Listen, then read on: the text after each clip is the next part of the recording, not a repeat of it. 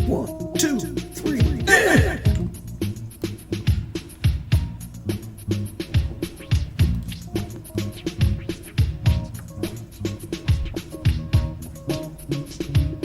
This is Amari Purple Talk. Yes.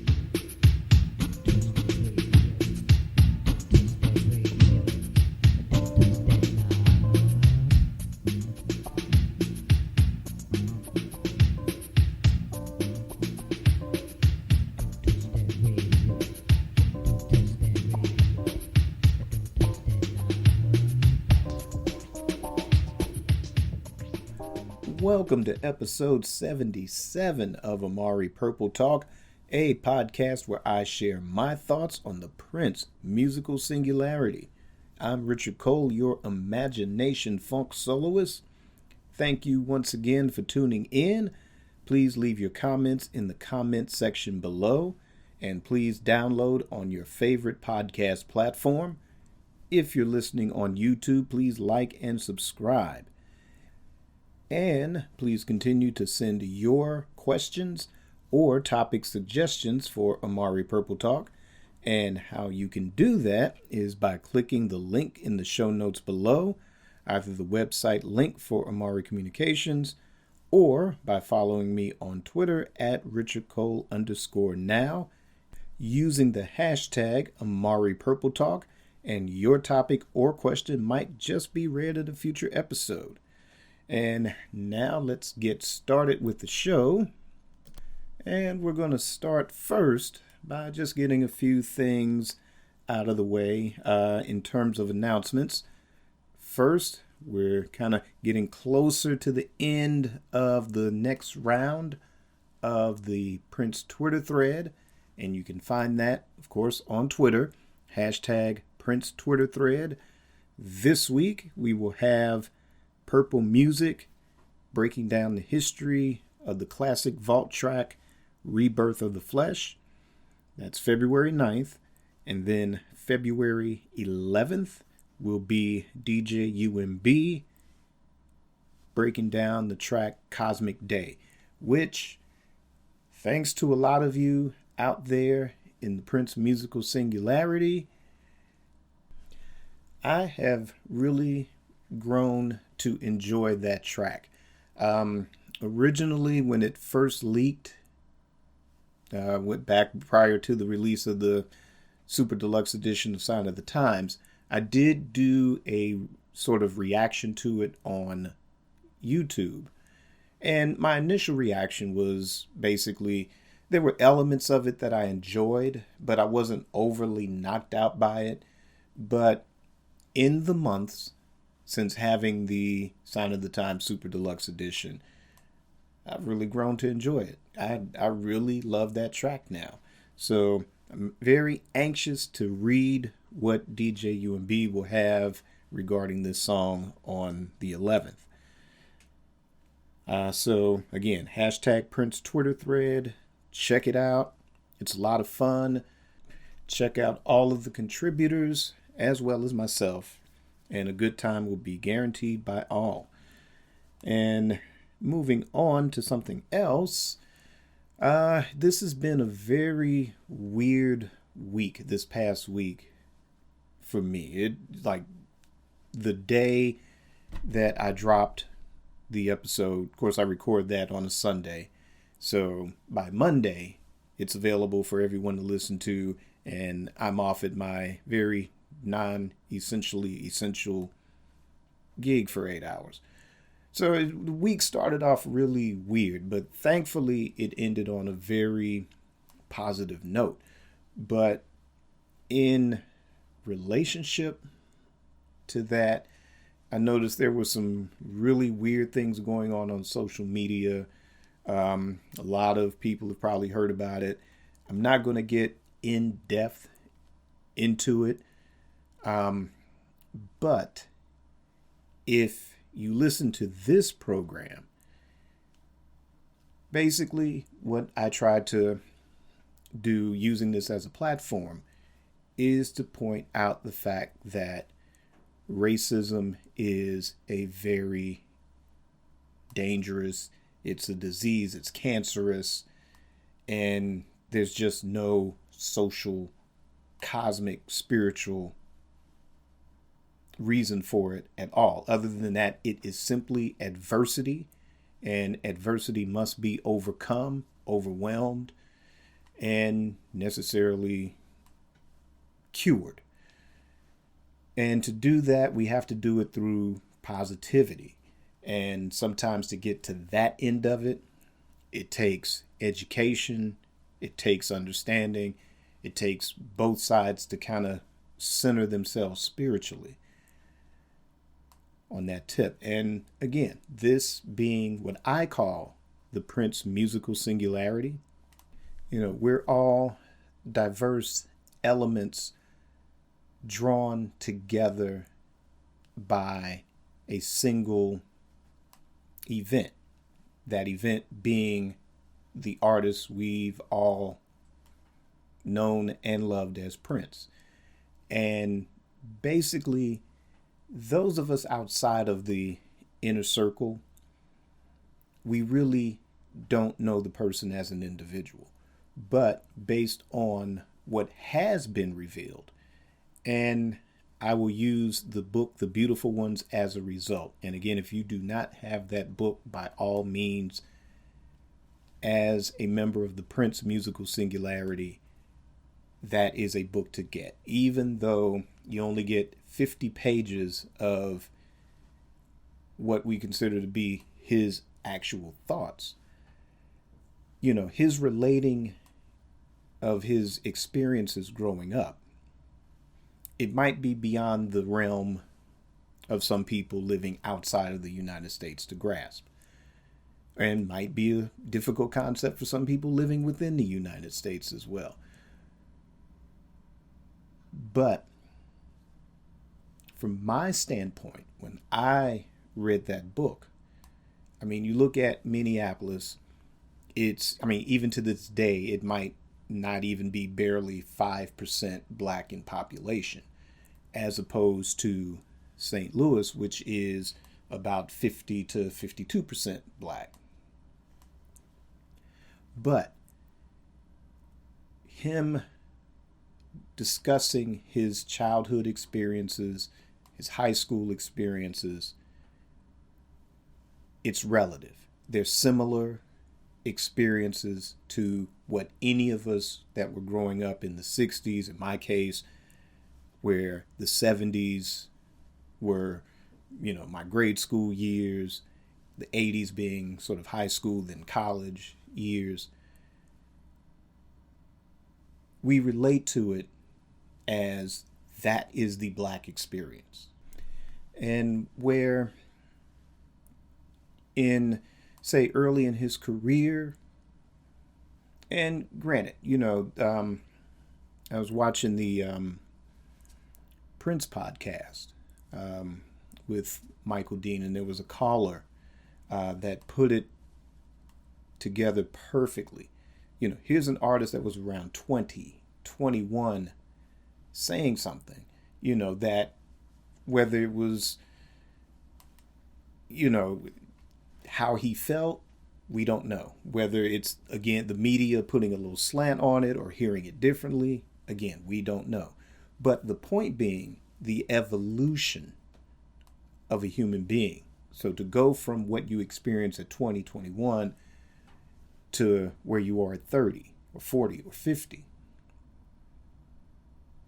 hopefully within that frame, you're gaining wisdom.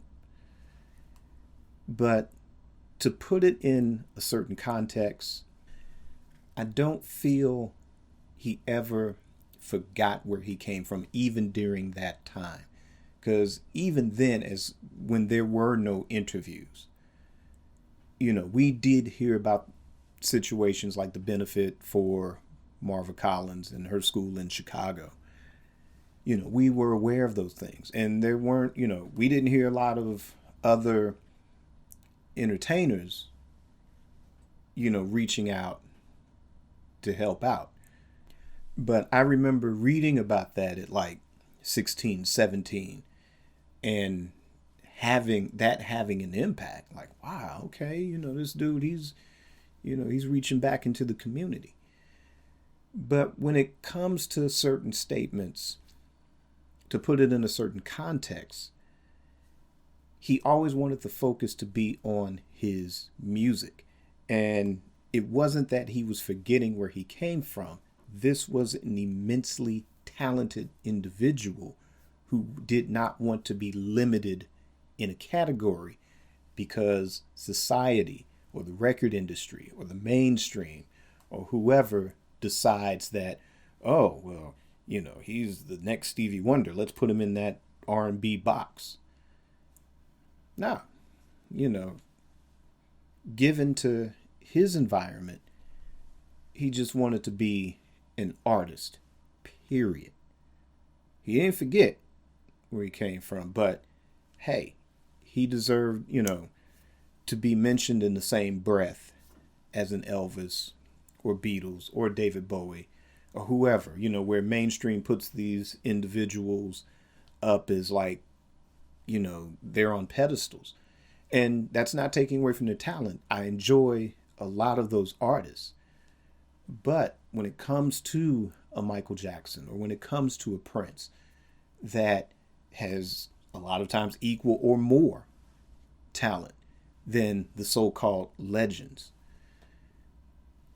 then yeah, they have a right to be mentioned in the same breath. But the thing is, it should not be with an asterisk. So I think that's the takeaway. And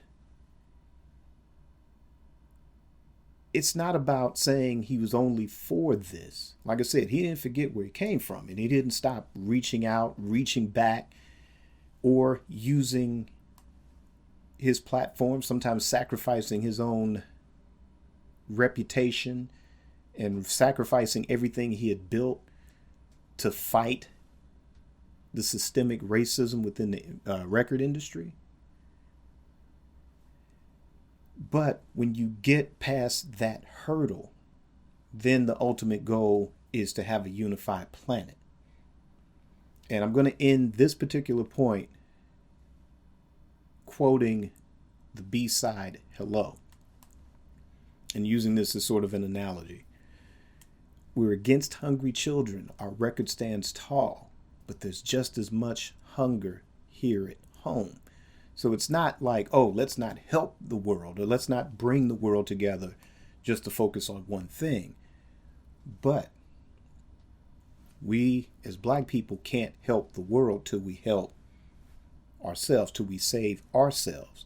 And then once we save ourselves, then, we can go before the world. And to use another analogy, post-credit scene in Black Panther, where Wakanda steps to the United Nations and is willing to share their knowledge base to help benefit the rest of the world, regardless of what country you're in, what color you are, that type of thing. I think had Prince lived to see that film, I think he would have used that particular thing as the analogy where, yeah, we have to save ourselves and or not ignore the fact that within the United States, there are people that suffer from oppression. And once we heal those wounds, then we can reach out to the rest of the world and embrace the rest of the world as well. So that's all I'm going to say. So basically the bottom line for some of you that, if you want to put up a specific quote, number one, research your context first and be prepared to back it up when you do. And that's it. So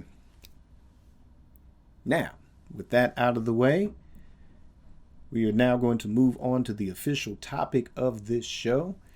And the official topic is digital media. Is the record industry heading in that direction? And will that have an effect on Prince standalone albums going forward? Now, Monday, I recorded a reaction video to the upcoming releases of the Jacksons, which would be also released by Sony Legacy. They will be on Friday, the 12th. They will release the first 3 Jackson albums that were on Epic Records, starting with the Jacksons' self-titled debut LP on that label, followed by Going Places, and followed by Destiny. The Jacksons Live will be released, I think, March 26th, and that will be on vinyl. That will be remastered. But to check out the complete reaction to that, by all means, head over to Amari Communications channel and check that out. But what was a standout is that those first 3 studio albums are going to be digital only. There's no reissue on vinyl. There is no release on CD either.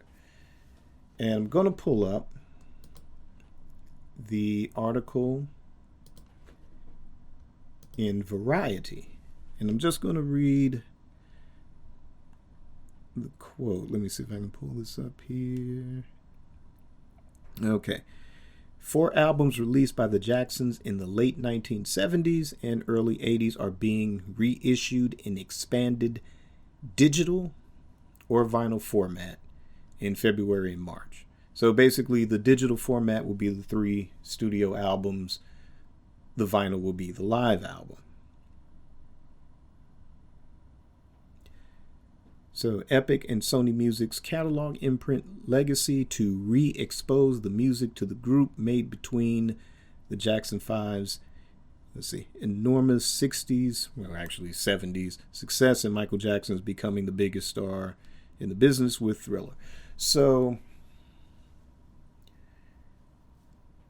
that, just limited to the Jacksons, I would have not brought this up as a topic, except earlier this week, and I wish I would have been in the position to have written this down because I hadn't decided to make this a topic yet. But there is a contemporary artist that either released an album just this past Friday or will be releasing an album sometime this month. I don't know if it's her or if it's God. I wish I had thought of this topic sooner, in which I would have paid more attention and retained this info. But the bottom line was that the commercial for that album mentioned digital only release. So I'm wondering if the trend for 2021, and yeah, we're a month and a half into 2021 now. So I'm wondering if this is going to be a record industry trend where we've seen since about 2018, we've seen CD sales decline and we've seen vinyl on the upswing. Now, granted, when it comes to the Jacksons estate, if you go to their website, the language on that website is, it's interesting. But it sounds like they want to try to do something different. In other words, you hear me speak highly often on how the Hendrix estate handles their catalog, or the stuff that you've seen released by the Hendrix estate, the Beatles releases, Dylan, Zappa, Miles Davis. We're used to the massive box sets, and we're just now starting to get those with Prince now, where they're comprehensive sets. So I'm wondering if they just want to just be different for the sake of being different. But is that helping the fan base? And two, I'm assuming this will be limited to, say, single album releases. Because something like the Jacksons Live, to me, that should be both vinyl and CD. But it's just getting a vinyl. And sometimes, too, you do occasionally see things that are released just on vinyl for, say, Record Store Day. Who knows? Maybe that was intended for a Record Store Day release. And maybe because of the pandemic, they decided not to do that and just go ahead and make it just a standalone release at some point. But it would be interesting to see if, okay, well, the Jacksons, they're just going to get the 3 digital, but next year, oh, we're going to release a Thriller box set and reissue Thriller. The standalone will be remastered on CD, and there'll be a box set that you can get, and then there'll be a vinyl box set, and just sweeping the Jacksons under the rug a bit. Again, this is all speculation, but if contemporary artists are releasing brand new albums as digital only, or chances are they'll be digital and maybe they'll be on vinyl. In season 1 of Amari Purple Talk, I introduced a topic regarding the possible death of physical media. Now, movies are a different form. You look at something like Disney Plus, or what Disney is doing, they're basically planting their flag in the sand and saying, yeah, there's no more physical media. If theaters ever reopen, yeah, you're going to go to the theater, you're going to go see. Actually, their whole business model has changed because of the pandemic. So the focus is now totally on the Disney Plus thing. But if you get something like, say, Avengers 5, you'll see that in the theater. Black Panther 2, you'll see that in the theater. But something like, say, Ant-Man 3, Quantum Mania, will that go straight to Disney Plus? They're going to make those decisions now. So anything that they've proven that they can make $1 billion on, you definitely will see those in the theaters. Everything else, they're going to look at the budget and say, well, you know what? We're just going to drop that on Disney Plus. But you won't see a Blu-ray release. You won't see a DVD release. In other words, whether it makes the theater or we'll say Avengers 5 or something, you'll see that in the theater, and then after it's had its run in the theater, bang, you'll see it on Disney Plus. No more physical media. But that's Disney's model. Warner Brothers and Universal last year, or maybe a year and a half ago, decided to merge and create a distribution model for all of their catalog, both their big blockbusters and, say, little things like Under the Cherry Moon and Graffiti Bridge.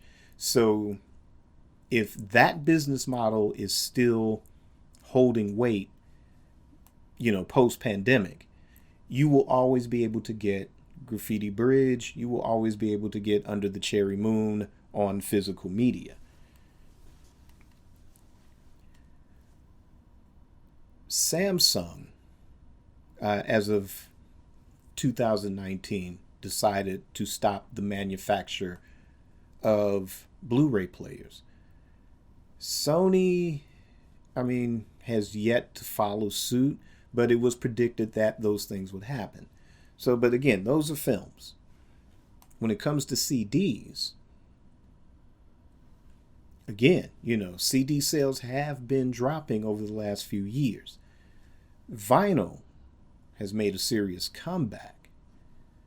So I think as long as that trend continues, you're always going to see vinyl. So when it comes to the next Prince Super Deluxe Edition or even the next standalone album, I think we will always have the vinyl available. And especially with the Super Deluxe editions, I think the way those are being released, when you not only see Prince, but the way, say, Paul McCartney drops Super Deluxe editions from stuff from his past catalog. You've had 2 years ago, you've had a box set for John Lennon's Imagine. This past year, you got a kind of a 2 CD compilation. It's a box set if you buy that with the DVD or the Blu-ray of his greatest hits. There's a Plastic Ono band that's scheduled to drop sometime this year. George Harrison's All Things Must Pass. Again, Hendrix has still been dropping stuff within the last year in terms of box sets. So those you will always see in a CD/vinyl format. I think that will continue for the next several years. But the standalone CD as we know it, again, if this becomes a trend, or say, like I said, we're in the middle of February, so whatever artist drops in March, April, May, June, if we start hearing a repetition of digital only, and then the release date, then I think it would be almost safe to say that if Sony, or basically we'll say the Prince estate, because Sony will handle the distribution through the US, Europe, and the rest of the world, it will be Warner Brothers handling the distribution. But if the estate decides that, okay, we're going to release For You, Prince, and Dirty Mind, say, June of 2022 or something, you will probably see a vinyl release. And this is just me guessing. You will see a vinyl release on that, because basically when it came to the classic Warner Brothers material, once Prince got his masters back, when those started to get reissued, they didn't get reissued on CD. They got reissued on vinyl, the 180-gram vinyl, mix and mastered, not a remix type remaster or a complete remastering. They were just mixed for that 180-gram format, because Prince preferred those albums in the vinyl format.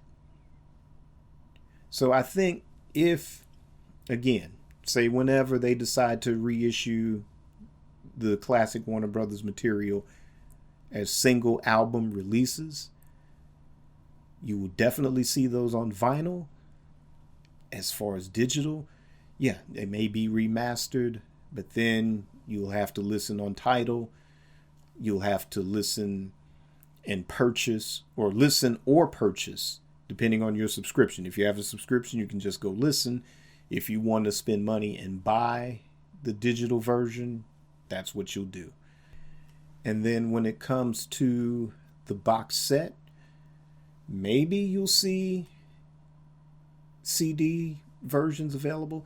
Because again, I think that trend, when it comes to box sets, because of the completist that we are, regardless of what artist you're a fan of, because when you get into the realm of box sets, we start to become completist at that point.